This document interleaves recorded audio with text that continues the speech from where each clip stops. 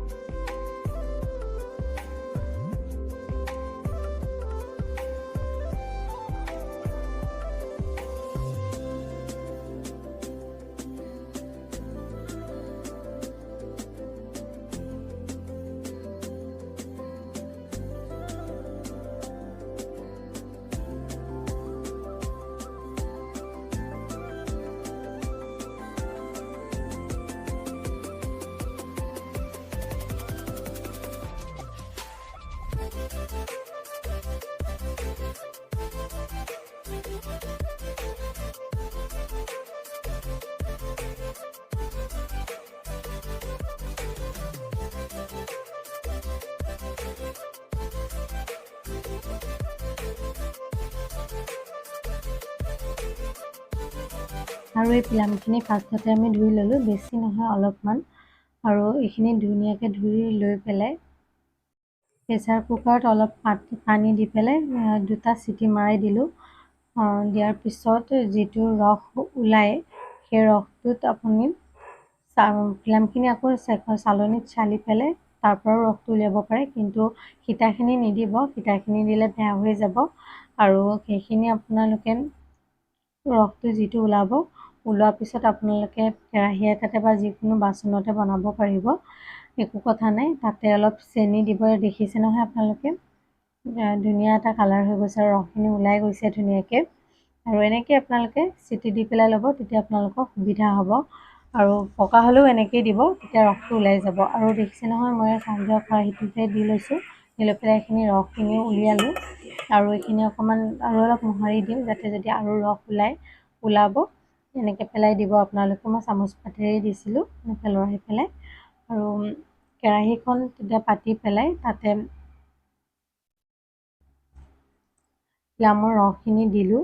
দিয়াৰ পিছতে ইয়াতে আপোনালোকে মিঠা যিমানটো খায় আপোনালোকে মিঠা, সেই পৰিমাণৰ আপোনালোকে চেনি দিব। তাৰপিছতে ফেনটো যে দেখিছে, ফেনটো আপোনালোকে কাটি থাকিব, তেতিয়া কালাৰটো খুব বেছি ধুনীয়া হৈ আহি থাকিব। আৰু আপোনালোকে দেখা পাবই, মই আপোনালোকক গোটেইখিনি দেখাই দিছোঁ, আপোনালোকে চাই লওকচোন।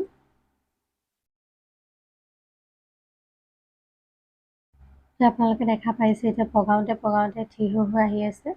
আৰু যেতিয়া আপোনালোকে এতিয়া মই এইখিনি চেনি দিছিলোঁ, মোৰ সোৱাদ অনুসৰি পেলাই দিছিলোঁ। আপোনালোকৰ যদি বেছিকৈ খায় বেছিকৈ দিব, সিমানে। আৰু যদি মিঠাটো বেছিকৈ খায়, আৰু এনেকৈ থিৰ হৈ গ'ল, পগাওঁতে খুব ধুনীয়া এটা কালাৰ হৈছে, আপোনালোকে দেখা পাইছেই। আৰু যেতিয়া আপোনালোকে চাব বস্তুটো হৈছেনে নাই, তেতিয়া এখন প্লেটত পানী অকণমান ল'ব, লৈ পেলাই ইয়াৰ পৰা দুটোপালমান পেলাব। যেতিয়া অকণমান হাতেৰে আপোনালোকে দেখা পাব অকণ ডাঠ নিচিনা হ'ব, তেতিয়া আপোনালোকে ৰাখি দিব। মই এনেকৈ পেলাই টেষ্ট কৰি লৈছোঁ আৰু।